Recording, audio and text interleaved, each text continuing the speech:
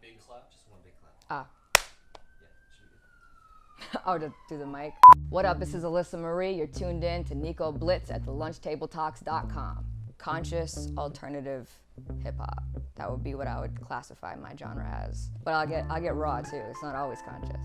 It's important to stay authentic, whatever that means. I don't think that's always gonna mean staying underground. It's not always gonna mean like, you know, boom bap beats. It kind of changes with how I grow. So I'm never like, you heard the Get the Tea Out of Trap song, The Bird's Eyes. That's not an underground beat, but I felt drawn to it, and it brought something out of me to kind of talk about trap music on a more trap beat. So I think as long as I feel like I'm being authentic to myself and other people can realize that, that's all I need.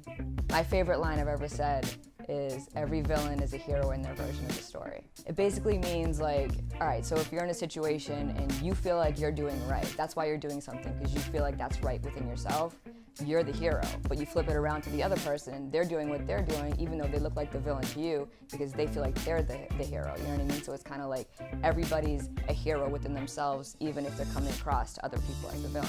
I think a hero would be somebody who speaks on their experiences and tries their best to relate and change. A villain would be somebody that goes against, like, I wouldn't say selling out, but goes against what they believe and tries to bring other people into that situation. You know what I mean? So I feel like it's a matter of being conscious of your own responsibility as an artist, and when you have a level of fame, realizing that you're affecting a lot of people.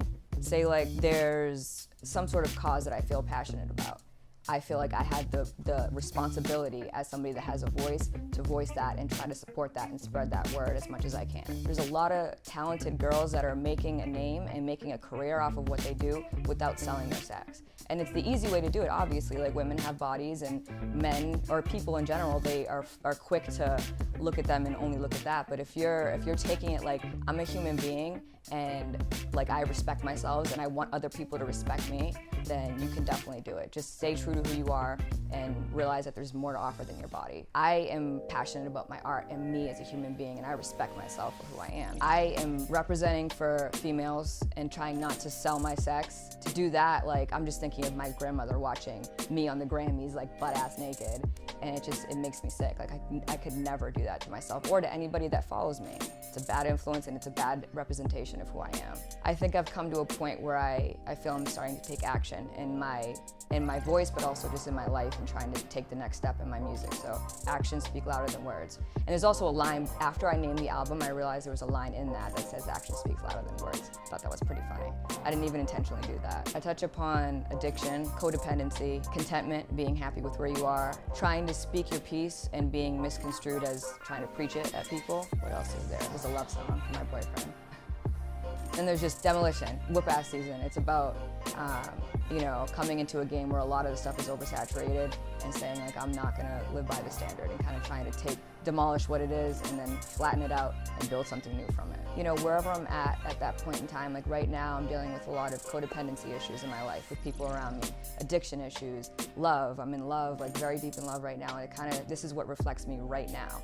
I think that every album I've had is like a time capsule where you can listen to it and you'll know exactly where I was at that time, where my mind was at, what was going on in my life, and I'm trying to continue that on. So that's kind of what's been weighing on me recently. And next album will be totally different stuff. I think people can respect what I say. I hope people can respect what I say. And that's what I want in the end of the day. And if they don't, they don't. You know what I mean? I'm doing it because I love it. I'm lucky enough to have people that respect it as well and follow what I do. So I'm blessed. If I never make it another 1,000 views, I'll be happy. Good? Anything else? Any more questions? I like Chipotle a lot, obviously. I don't consider that like Mexican. I like a barbacoa burrito from there. From anywhere else, I guess it's always like shredded beef. I like shredded beef or chicken. And like the tacos, same thing. I like chicken, I like fish tacos, corn tortillas. Just give me everything. I'm a big eater. Little person, but a big eater.